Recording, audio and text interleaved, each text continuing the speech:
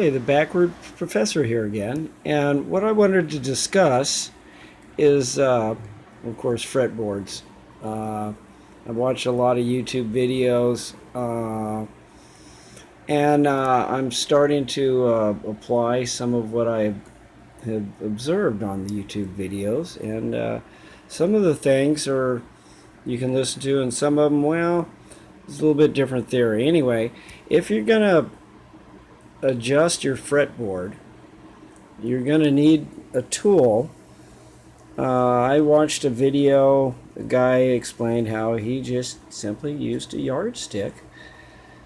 What these little notches here for?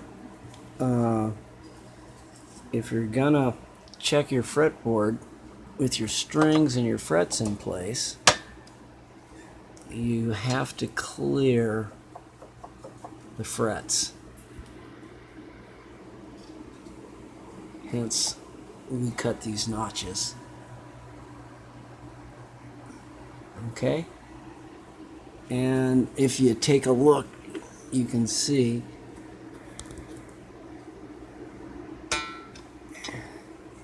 kind of hard to see. Not the best lighting here.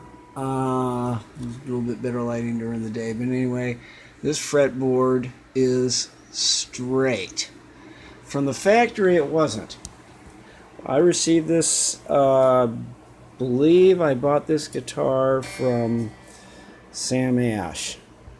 Not positive. Anyway, you know, you buy them from the guitar stores and they always tell you how they're set up.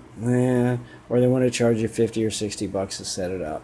And they say that's included. Well, when I got this guitar, the fretboard wasn't straight.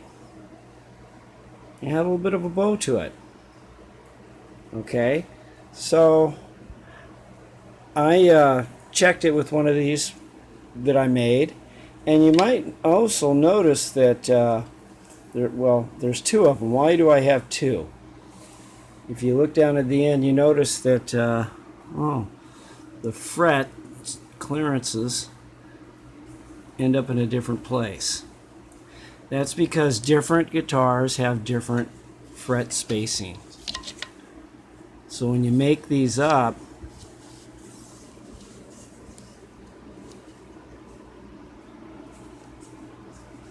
these ones both start right here at 1 inch. And they're both 20 inches long.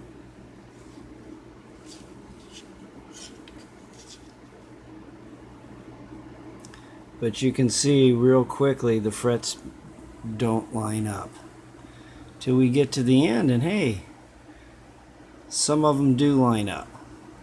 So if you want to get into this, and it's going to be a little trouble making these, they're kind of a pain in the butt. You got to kind of you got to go to Walmart, and you got to look down on them.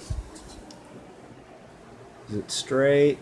Okay, so I went through about 6 or 7 of them, picked the straightest ones. And then you just simply lay this on top of the frets, mark it, and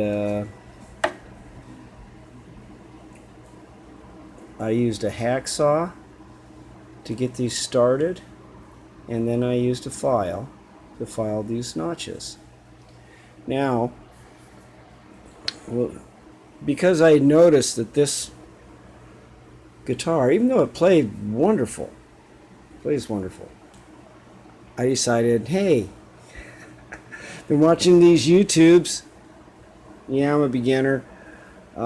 Let's check out the truss rod. So of course I had to take some tools here.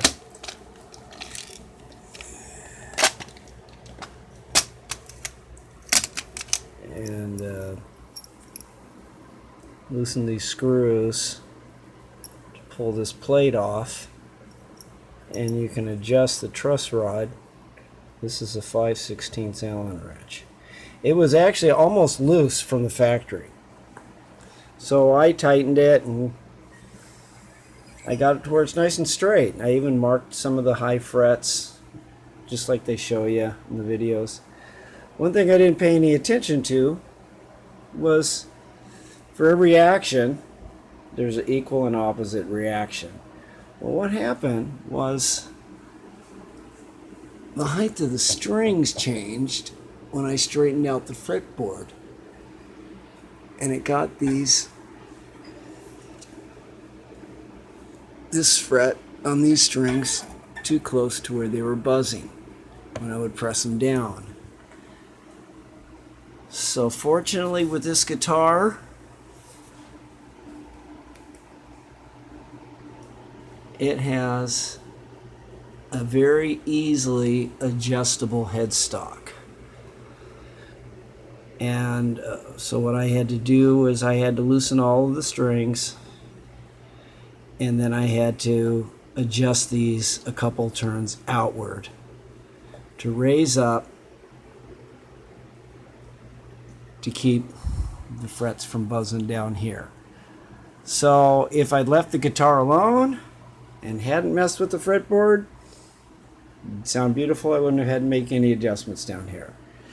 So a lot of the videos I watch when they talk about how do you adjust this, and there doesn't seem to be any definitive method. Sometimes they even wrap this string around here so they can raise the action. Obviously they want to raise the action so that it doesn't buzz the fretboard.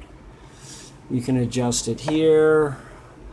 I just basically adjusted it pretty much evenly. It's a little bit higher on this side than it is on this side because it was buzzing on one side and not the other.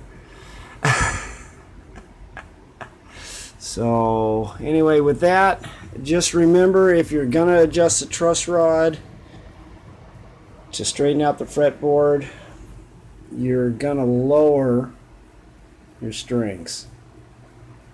So if you don't have an adjustable bridge and your guitar is playing fine, I suggest you leave it alone. Maybe snug it a little bit. This one I actually turned the truss rod probably 3/4 of a turn. I didn't really measure it. I was just kind of feeling it and looking to see when it was going to be nice and straight. And now I'm probably going to release some of the tension and give it some of the natural curve back to it that the strings have on it. So with that, I mean, as you can see, this is another one that I've made. Actually, is this the one that I made for this? No, this is the one that I made for if you have, say, a Stratocaster type. This is actually not a Strat. It's a PV. Same difference, same fret length and all of that, fretboard length, just like my Ibanez here. It's the same. So I can use this for my Ibanez, and I can use it for my PV, and then I've got to use this one for my Gibson Epiphone. I hope that helps you guys out there before you want to tackle something like adjusting this. Maybe that's why the guys at Guitar Center at Zamash get $50 to $60 to set up your guitar. Backwards Professor here, signing off. Hope you enjoyed it. Leave comments. Thank you very much.